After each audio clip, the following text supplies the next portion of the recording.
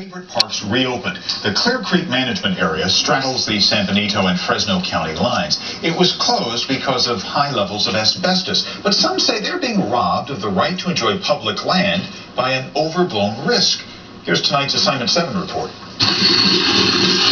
This is how Ken Deeg of Santa Clara likes to spend his spare time, riding the trails of the Hollister Hills State Vehicle Recreation Area with his 12-year-old daughter. He only wishes he could take her about 50 miles away where he spent his childhood learning to ride off-highway vehicles, also known as OHVs. It was an OHV paradise. The Clear Creek Recreation Area covers 48 square miles of former mining roads and trails. The sparse vegetation and scarred landscape are unlike any other in California. The amount of mileage you could ride in a day was incredible. You can ride 50, 60 miles, come back, have lunch, ride another 50, 60 miles, and not cover the same terrain twice. In 2008, the federal government abruptly closed Clear Creek.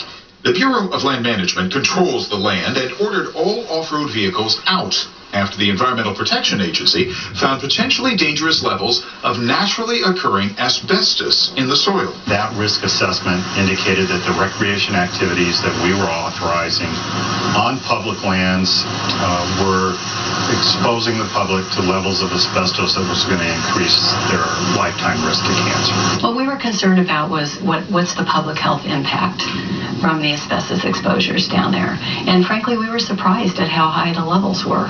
The EPA study concluded that just 5 visits a year over 3 decades could lead to lung cancer or other crippling diseases.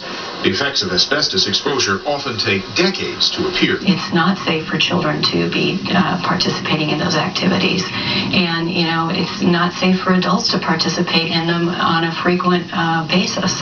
But off-roaders like Ken Deeg are skeptical of the EPA's findings. He's been coming here most of his life. For many years, it was just about every weekend. He says most of the EPA's tests were done in dry conditions, not the wetter conditions that off-roaders like. So he started reaching out to other off-roaders who'd spent significant time at Clear Creek. He has yet to identify a single case of cancer or asbestos-related illness. The EPA admits no studies have been done on cancer rates among Clear Creek dirt bike riders, but a 2005 UC Davis study did find that people living near naturally occurring asbestos had a significantly higher cancer rate than those who did not. The EPA insists that any exposure isn't worth the risk. But Ken Deeg is not the only one who questions closing the park. The people of California have this investment in that area. The state agency that oversees off-highway vehicles has worked in partnership with the Bureau of Land Management for decades.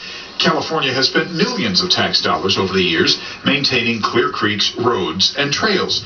So the state commissioned a Harvard scientist to investigate whether the risk is lower when the ground is wet.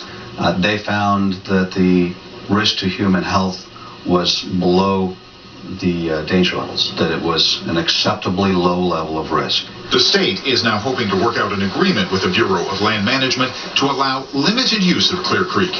Phil Jenkins says all extreme sports come with risks, whether it is mountain climbing, surfing, or off-road vehicles. And as long as we're informing the public of what you're going to be exposed to if you enter the area, theoretically that should be left up to individuals to make their own informed decisions.